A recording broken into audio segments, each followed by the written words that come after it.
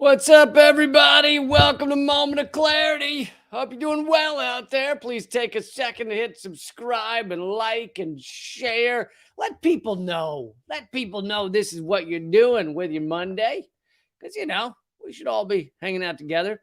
No, but seriously, thanks for being the aware, the awake, the awoken, the smart people out there who actually get it, who actually understand what we're up against in this world, and thanks for joining me in the pursuit as we try and make sense of it, as we try to come together as a group and be like, shit is fucked. Here's how it's fucked. And let's try to do some unfucking. So thank you for being here. I got a bunch of stories for you, as I always let you know up top. Let's start off with this was tweet. I feel like this is a great analogy for climate change, climate catastrophe. This video, it's what we're all doing in our own way, what our media's doing, what our fucking sad political shills are doing. This is just like the perfect analogy, and it also has to do with climate change directly, even not as an analogy. So this was tweeted out or retweeted by Dr. Jill Stein, former presidential contender, who the fucking idiot liberals like to blame for the overturning of Roe v. Wade. They're like, Jill Stein did it.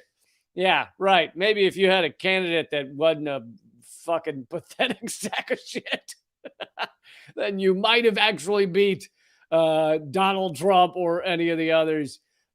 Jill Stein did not take away your precious Supreme Court person. I'm sorry. But anyway, this is the video. It's in Kyrgyzstan, I believe, where a glacier collapsed.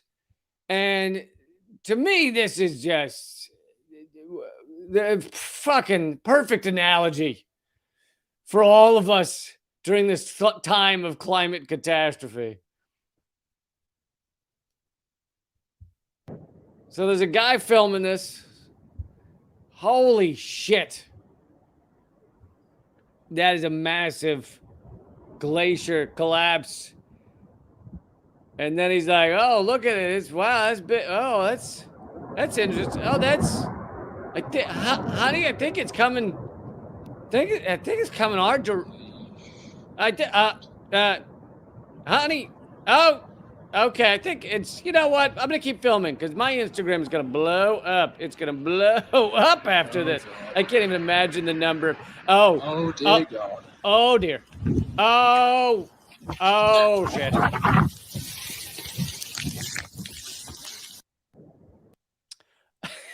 I mean, seriously, what are you doing fucking filming it?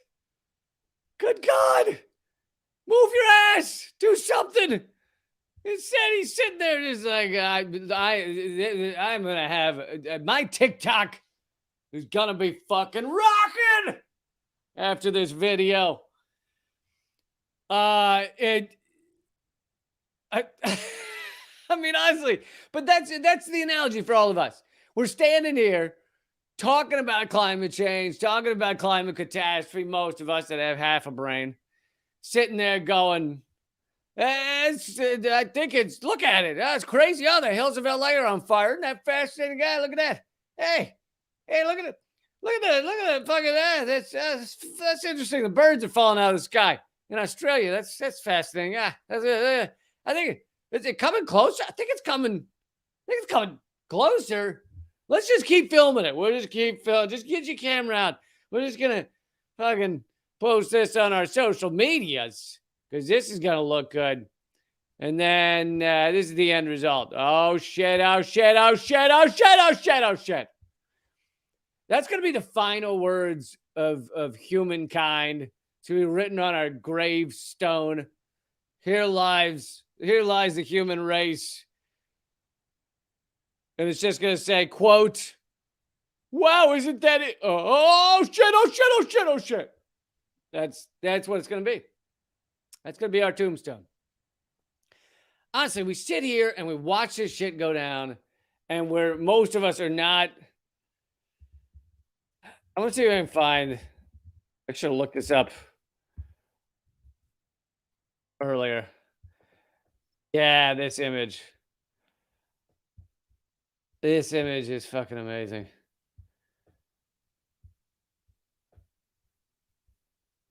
This is golfers. Some of you have probably seen this before. Golfers finishing their golf game as the hills are on fire, and they're just sitting there like, yeah, well, listen, I'm only 10 over par here. I gotta finish this out, see how it goes. You don't want to wrap up too early. I think we should, it's besides, it's a nice, creates a nice sunset, nice, pretty round of golf. Does it feel a little warm to you? It feels a little warm, doesn't it? Feel a little warm to you, Bill? I mean, again, this is to me the perfect analogy of everything that's going down. Is we're just sitting here golfing, going, well, listen, I'm sorry to hear about those trees over there, but let's wrap up this game,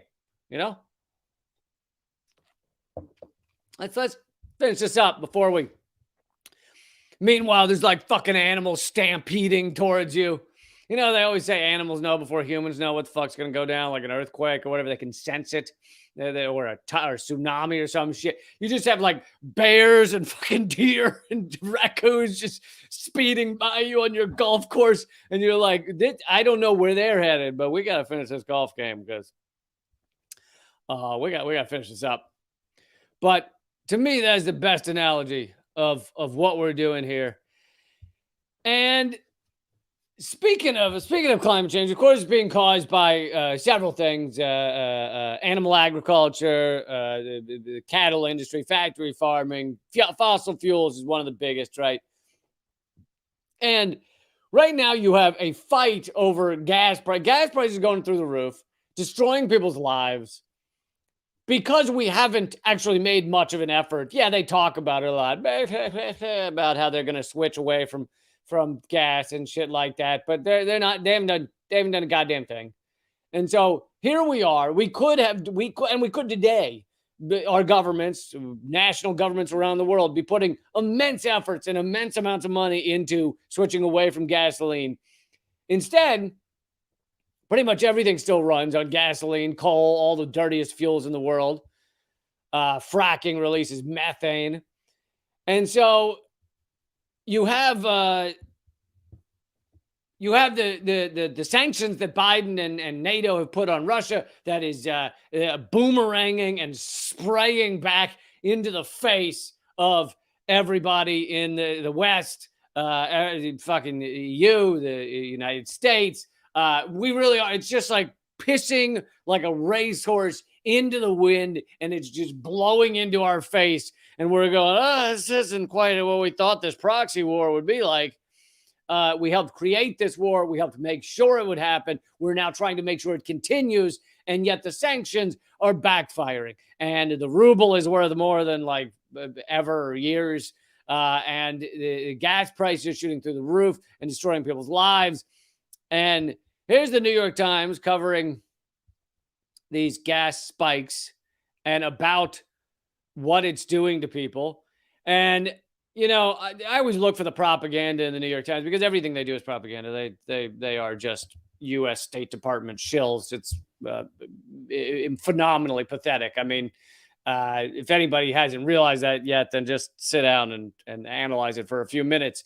But so if you want to look at probably the reason they're doing a story on how global fuel prices are harming livelihoods, it's probably to try and tell Americans, hey, don't blame the Democrats or our government exclusively. As you can see, it's around the world. What could we do? It's around the world. People are struggling to get by with high fuel prices. And we actually have it kind of good compared to them. But of course, yes, you should be blaming our government. They're trying to defend Biden and them. And there's many Republicans that have that endorsed this proxy war and celebrated as well. But skyrocketing fuel prices threaten livelihoods and social stability. The fury and fear over energy prices, and just that term, I always try and remind people, just the term energy is it's fucking propaganda. Okay, Just stop. You have to, honestly, in order to get to the heart, in order to dig down into the layers and just the grossness, fucking, what am I thinking of? The one where you got to dig through the fucking nastiness to get out of the. This is what I was thinking of, but I'll say the Matrix, when he has to come out of the goo pod. You have to get out, wipe your shit off your face. You have to dig down through the propaganda, and sometimes it's as simple as a word or a phrase. The fury and fear over energy prices. Why do they call it energy? Because they've done fucking polling. The gas and oil industry has, and they found that people have a negative view of the words gas and oil. They have a positive view of energy, because energy sounds fun. Energy sounds like you're going for a jaunt, right? You're taking a little jog. I got a lot of energy, Maybe you're out at the nightclub all night long because you have so much energy, right? Energy is a positive feel to it.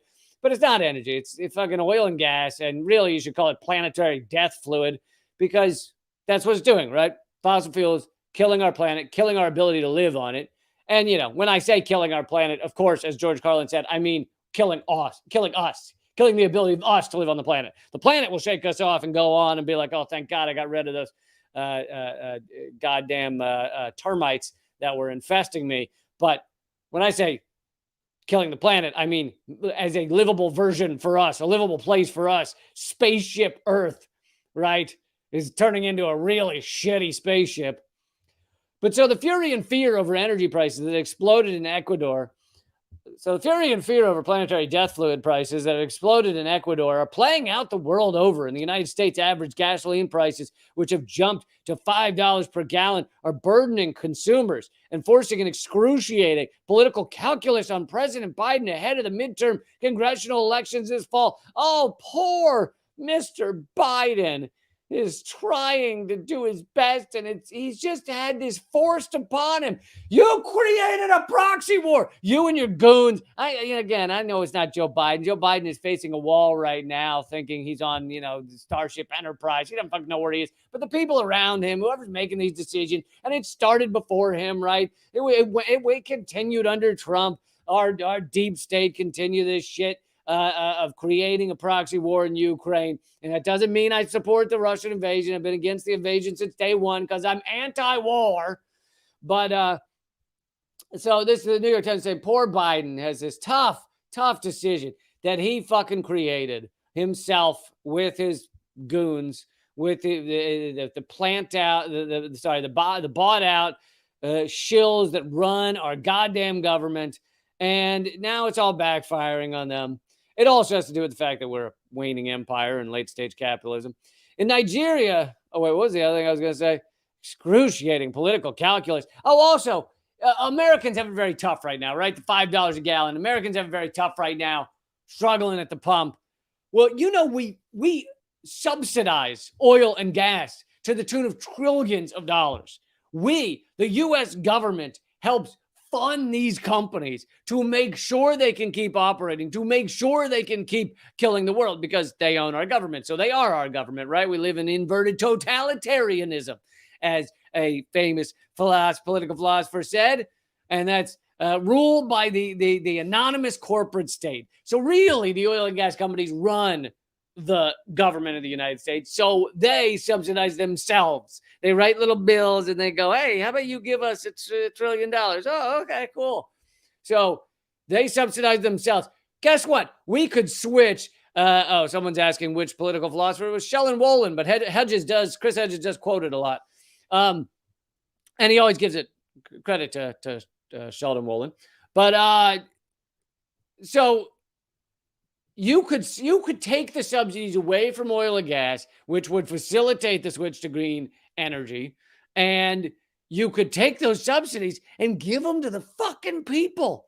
Give it to the human beings that are struggling out there to fill the goddamn gas tank just to be able to get to their kid's little league game to watch him lose miserably because what percentage of kids actually, achieve big things in the fucking baseball? It's a tiny percent, 2% or something. So high likelihood this guy needs to fill his tank to get to the little league game to watch his kid lose. There's a high likelihood, not to point out the negative of that situation, but your kid's gonna lose. He's gonna lose. I'm just kidding. Maybe your kid's amazing. More power to him. Maybe he's the next Barry Bonds. He's been injecting his nuts with steroids since he was 6. Whatever. Maybe he does. But chances are, statistically, he's going to lose. So, anyway, we could switch those subsidies over. And also the United States government, as I always like to highlight, can print all the money they fucking want. So if they wanted to help people, they could. But they won't. The fury and fear over energy prices I already did that. In Nigeria, hairstylists use the light of their cell phones to cut hair because they can't find affordable fuel for the gasoline-powered generator. And by the way, when you say just about any African country, when you say in Nigeria, look how tough things are, if New York Times wanted to be accurate, wanted to even slightly undercut, even slightly whittle away some of their propaganda, which they don't, of course, they would give a mention to the overall system that has resulted in so many African countries being pretty deep in poverty. Why is it that a couple of dollars increase in the fuel generator at this hairstylist place causes her, in the photo, it's a her, causes her to have to use the cell phone light because she doesn't have a lot of money? Well, the U.S. has been exploiting African countries, the U.S., Britain, the West, via colonization for fucking hundreds of years. So if you really want to get to the heart of why there's so much poverty, but they don't want to do that. They just want to say, because Russia invaded Ukraine, we got to use the cell phones to try and do the hair highlights because we got to use the cell phone light.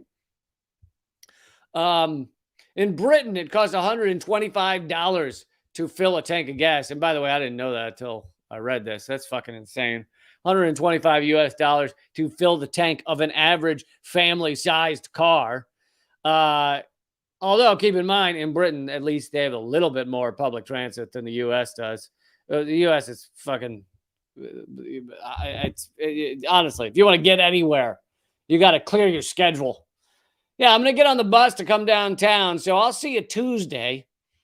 Hungary is prohibiting motorists from buying more than 50 liters of gas a day at most service stations. Last Tuesday, police in Ghana fired tear gas and rubber bullets at demonstrators protesting against the economic hardship caused by gas price increases, inflation, and a new tax on electronic payments. And, again, New York Times acting like the Ghana police are so horrible. They fired tear gas and rubber bullets, which is horrible. And guess what? Happens all the time in the United States. How often are our police tear gassing and rubber bulleting, rubber shooting? All right, that sounds like they're firing condoms onto people. But rubber bulleting people, I've been at, I can't even count the number of protests I've been at where there was at least some hint of tear gas, rubber bullets, other, fucking various forms of arrest. This shit. And by the way, just to remind you, chemical warfare is illegal internationally, legal by the Geneva Conventions, unless you do it on your own people. And the U.S. loves that one. We love that it's legal to do it on our own people. Can't do it on others, but man, in the U.S., do we fucking love the chemical warfare our own people, especially and really specifically those that are fighting for something positive. So if it's people fighting, to keep bankers accountable, to arrest the fucking horrible human beings on Wall Street, if it's people protesting to end war or to end fossil fuel use, thereby saving the planet for our ability to survive on it. If it's those kind of protests, they love to shoot rubber bullets, break people's hips and bones. They don't give a shit. They're big fans of that. Love the chemical warfare, tear gas. But if it's, right-wing fascist fucking dudes with fucking tiki torches marching around, then not so much. Then they're like, excuse me, could you please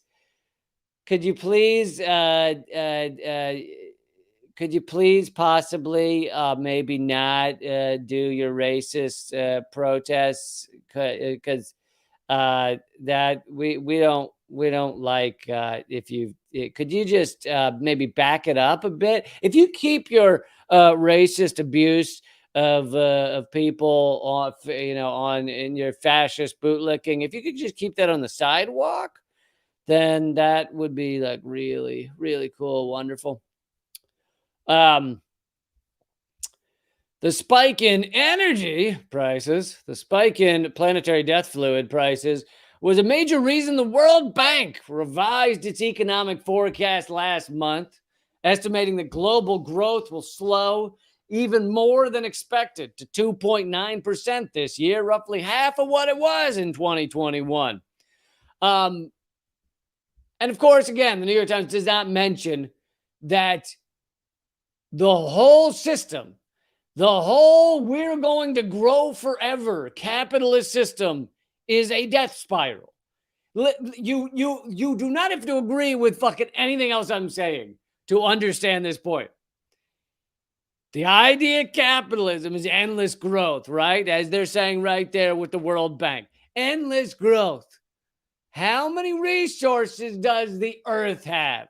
I bet it's not endless. I bet it's not infinite. I bet there's a limit to the number of resources.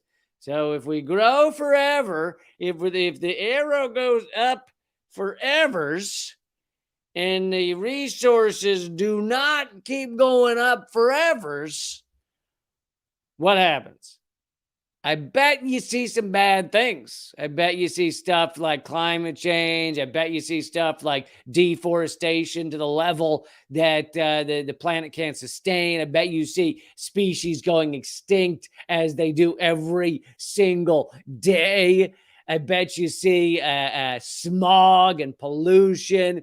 And I don't know if you know this, but when everything goes extinct except humans, we also go extinct.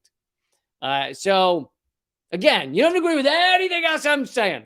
You could be like, I love proxy wars. I love pushing to the brink of nuclear Armageddon because I'm all in for that. It sounds fun. I like eating baked beans in a bunker. I'm really into this neighbor girl, even though she despises me. But I figure once we've spent a couple of years in a bunker trying to live out the nuclear radiation, that she might come around eventually, if I'm like the only dude there, right? Maybe eventually she starts to see my charm. So maybe you're into nuclear Armageddon. Fine. You can disagree with everything I'm saying, and you could still understand that capitalism is a death spiral because you cannot have endless growth on a planet with finite resources.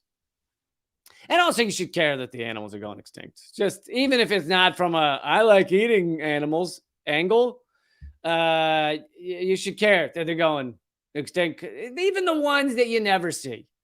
Like, we should care about the fucking weird ones, just because that's that fucking weird thing in the jungle, that frog with the 3 eyes, and the male gives birth to the other baby tadpole frog things out of its asshole or whatever. Like, weird shit is going on in the jungle, or the stuff that lives down with the fucking mollusks and the cephalopods, the weird shit down there that's just got like a fucking no eyes and a fin on its forehead, and it just like weird stuff growing out of its stomach, and it lives off other animals' poop or whatever. Like, we should want those things to live because they got their own thing going. Like, just because they're not beautiful to us doesn't mean they shouldn't have existence. Right? I'm sure we're not beautiful to them.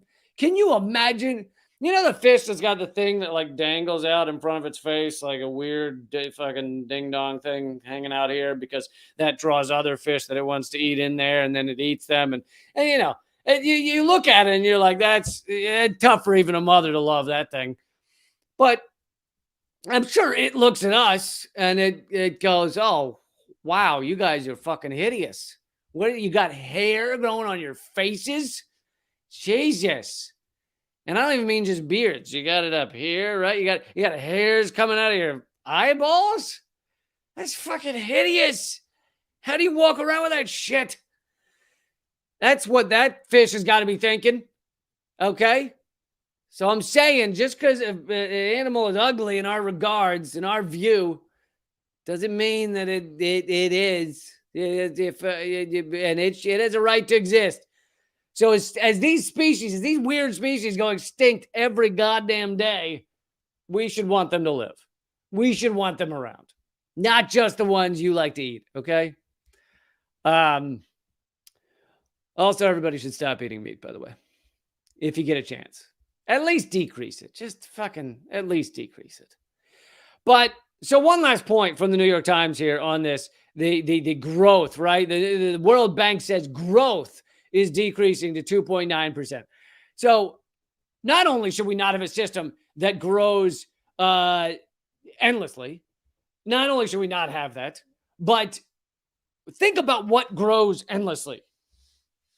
Just pause for a second and think of endless growth, because that's what they're saying. The World Bank is saying we should have endless growth, and they're upset that it's only 2.9% this year. It should be higher than that.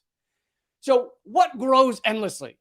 Well, no animals or plants or anything, because they use up all the resources, so they can't grow endlessly, right? If a certain kind of animal is doing really well and eats all the foliage, then it fucking dies because it ate all the foliage. So they can't grow endlessly. Another thing that grows endlessly is cancer, right? That's cancer. But then the host dies. That's how cancer works. So basically, our system is cancer. And the World Bank is sad that the cancer's not going fast enough this year. And so they're saying, hey, folks, this is pretty bad. Our cancer's not growing fast enough. It's only 2.9%. It's not negative. It's just only 2.9%. And so basically the World Bank and all these other excited capitalists who love capitalism, they're rooting for the host to die. They're rooting for us to be a cancer that ultimately kills the host, which is what you saw there with the avalanche coming down in the guy's face. That's the people still cheering for capitalism are that guy if he were standing there not just filming but going, yeah, awesome, here it comes, avalanche, woo, in my face. Like, that's what they are. So when you have fuel prices that get to this level, and thanks folks for watching this, for paying attention. But when you have fuel prices that get to this level and inflation and people struggling, what ends up happening? Well, you end up seeing a lot of various forms of societal collapse. Now, at times that can be good with the overturning of governments, depending on the type of government. But who knows how that results? You know, just being excited that a government fell or was run out of town is not the end of the game, right? Then it depends on whether the people are able to put in something better that cares about them more and does a better job of facilitating a happy and enjoyable and comfortable society. But here is the result of these gas prices, one of the results, as the dominoes fall around the world. This is in Sri Lanka this week. The prime minister has resigned and the president fled in Sri Lanka this week. In the wake of massive protests in Sri Lanka, President, and just watch me nail this pronunciation, nailed it. No, I don't know. President Gotabaya. Gotabaya sounds like, you know, what you have to do on an anniversary. All right, I get it. I gotta buy you a gift. Okay, President Gotabaya Rajapaksa fled his residence. Prime Minister gonna nail it again. Ranil Wickremesinghe. I feel if I just, that's the thing. And when I get to a name I can't pronounce, if I just say it like I'm running by you, I think that counts as correct, right? If you just saw a guy who was screaming it at you as he got close, he just kept going, then that's how it would sound. So I think that still counts. That's still correct. Minister Ranil Wickremesinghe announced his resignation to pave way for an all-party government. And I'm about to show you a video of this too. Sri Lankans hit the streets of Colombo on Saturday in a fresh wave of anti-government Gotta Go Gama protests to demand the resignation of President Gotabaya Rajapaksa, who has been under fire for the country's ongoing economic crisis. As the march began, the police used water cannons and fired tear gas. Again, tear gas, rather common in the U.S., so don't act like this is only other countries. Tear gas against protesters once the presidential palace was breached. And also notice they did not fire water cannons or tear gas against the Donald Trump mob because those are like fucking fascist shitheads. Those are white supremacists. And many of them are, not all of them. There are dumb Trump supporters that, and again, I'm not, both parties are garbage. So I'm not saying one's better than the other. But there are Trump supporters that are just misled. They're not all racist shitheads. But I think many of the ones that stormed into the Capitol building that day were probably shitheads of one degree or another. Their shitheadery was high that day. But they were allowed to walk in, right? You can see the video of cops just being like, come on in. Why not? Because again, and I said this earlier, when you're a right-wing fascist mob, white nationalist shitheads, then you're allowed in. When you are, and actually this happened with Black Lives Matter. Black Lives Matter, there was a large march that went all the way to the Capitol, and they were not allowed in. And in fact, senators came out and told them to go home and not come into the Capitol. But anyway, as the march began, the police used water cannons and fired tear gas at protesters. Once the presidential palace was breached, the president left the heavily guarded premises. So here's the video of this mob taking over. And for those of you listening to the podcast, I'm sorry that there's been a couple of videos, but you can feel with the sound, you can feel the vibe. All right, you can appreciate the sound garden. To quote a band I'm a fan of, you can appreciate the sound garden that is being created here, that I'm creating for you, even if you can't see this video.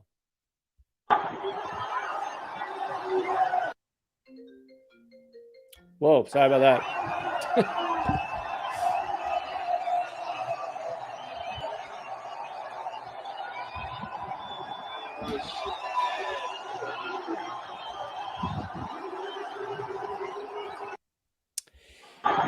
So there it is, folks.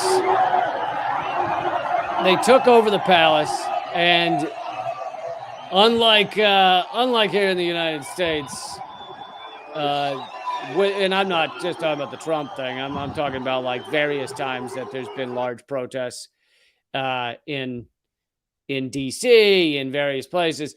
Their president fled, and the prime minister resigned. And now there's a new government starting. And there's multiple reasons that a large number of people, there have been this many people at protests, far more than this many people protest in the United States at various times. And there's a couple of reasons you don't actually see large-scale change from those protests, even though there can be this number of people. One is that most of the time, those people are told, hey, remember, get together from this hour to this hour, like do you remember the Pussy Hats, the women's march under Trump? It was like a fucking million people. Honestly, it was tens of thousands. I went down just to see it. I wasn't wearing a pussy hat, but And by the way, I'm not insulting them. They called them pussy hats. But I went down just to see it. It was tens of thousands of people. It was fucking speakers like Madonna and Cher and shit. And it was very carefully structured and permitted. They went from this hour to this hour. They went on this street and this street. They actually marched to the White House and then went home, because that's how those things are designed. There was another massive march in New York City that I was at for climate change, to bring attention to climate change, to demand our leaders do something about climate change. It was like 8 years ago or something. It was a while ago.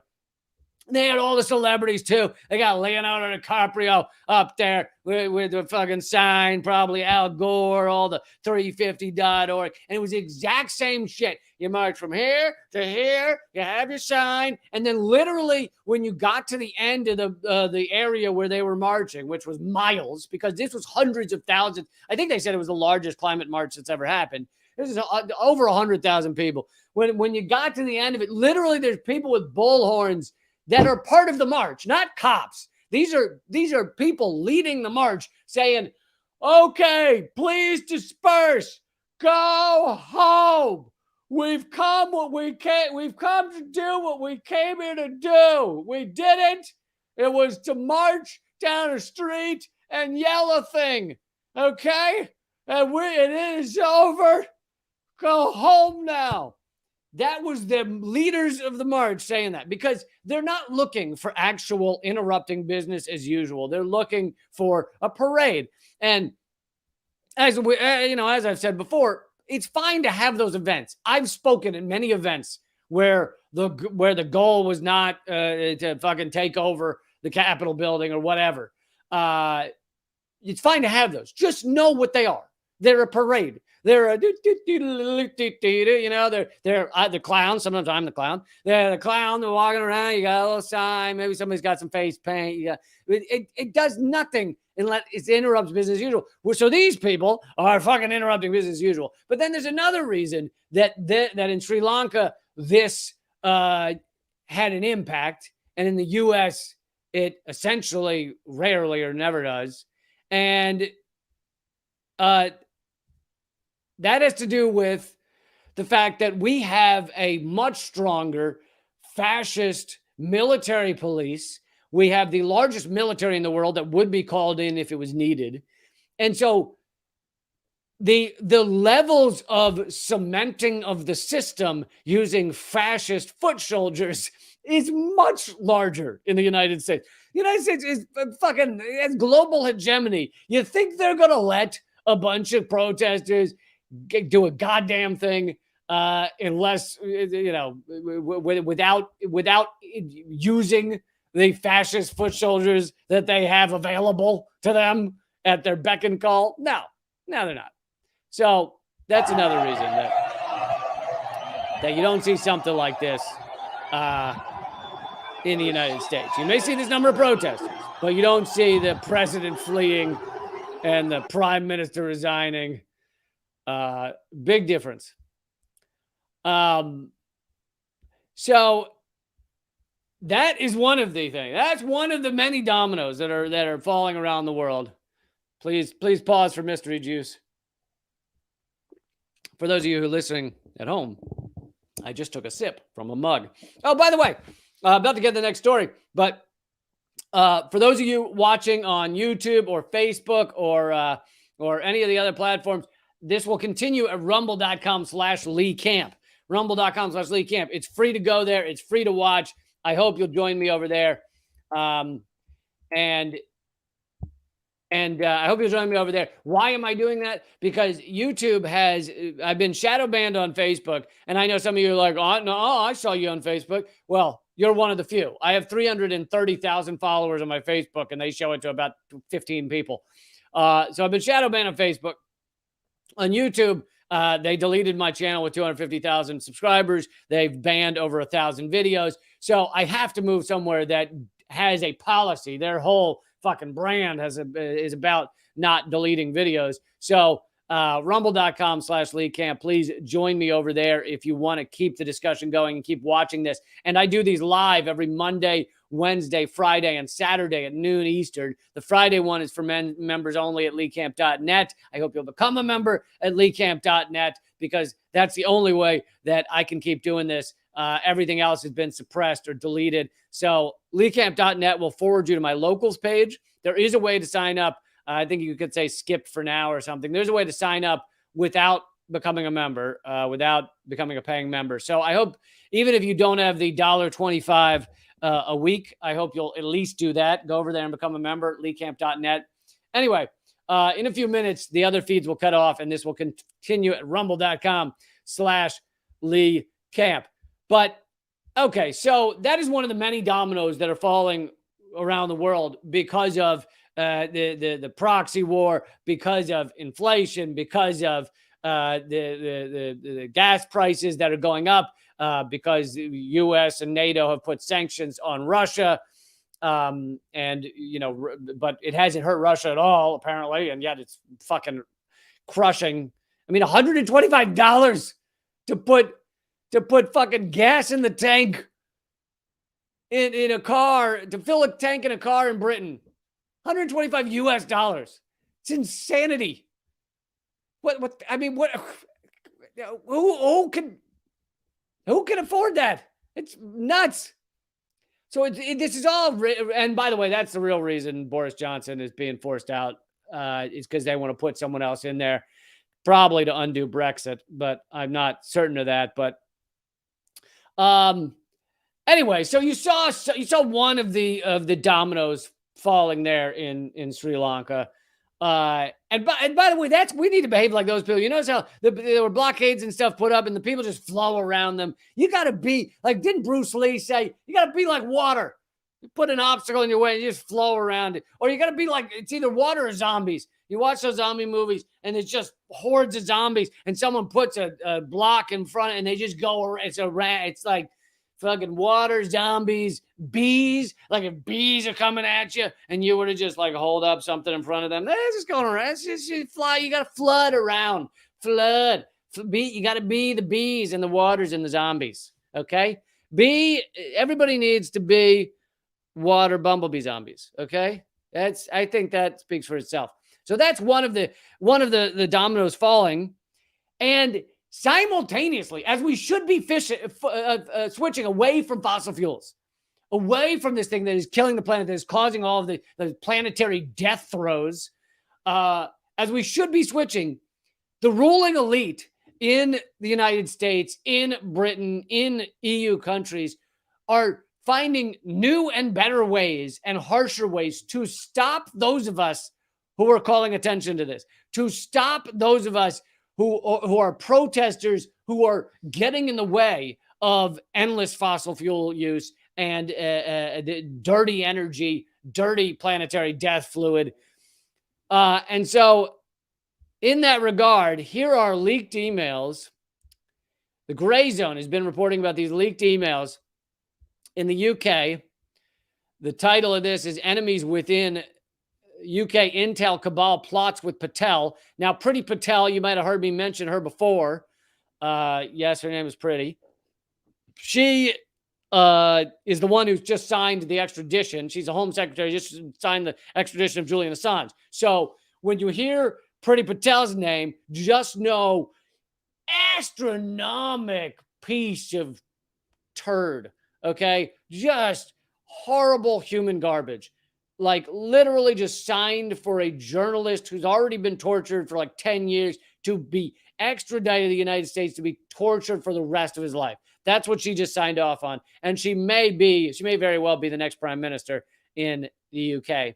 So this article is about right-wing intelligence cabal. And I love the word cabal. Cabal makes you like, can you hear cabal and not think of, James Bond villains or the group of shitheads in Doctor Strangelove, some sort of circular light system overhead. That's every time I hear cabal, I picture they have to have circular lights overhead. You cannot have a cabal that's like just candle lights. It's got to have the circle of lights over their heads in order to be a cabal. I read that in the dictionary one time. Also, cabal only really goes with like powerful people, like oligarchs, right?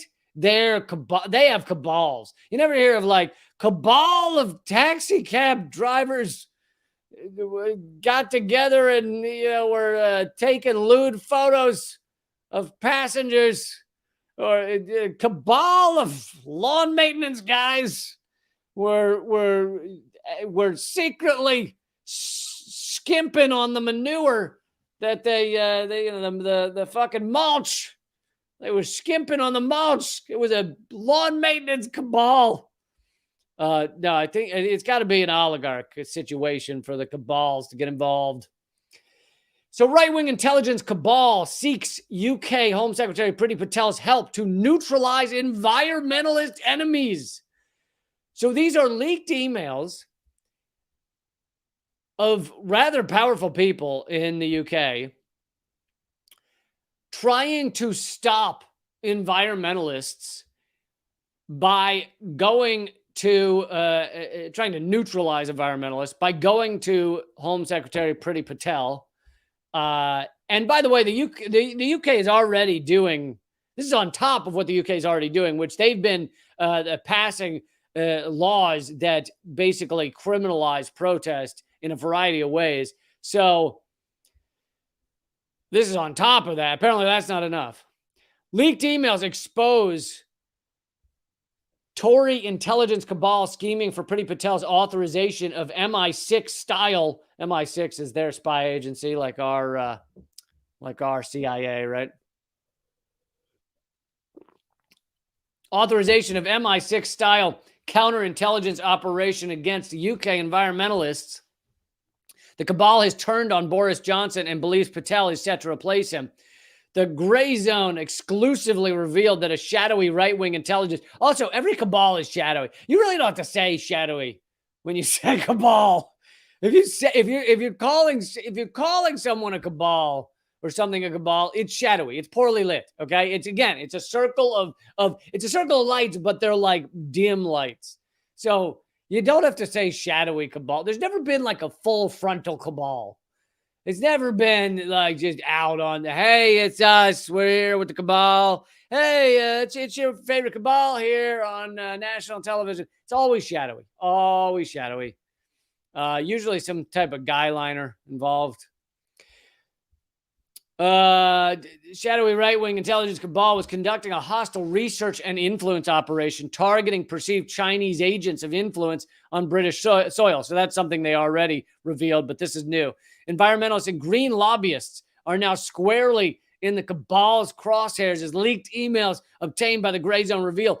Leaders of the campaign have sought to prepare detailed dossiers on targets, including information related to their sexual relationships, in order to identify points of weakness which can be attacked to achieve maximum disruptive effect. They're trying to reveal their sexual relationships. I mean, what? Oh.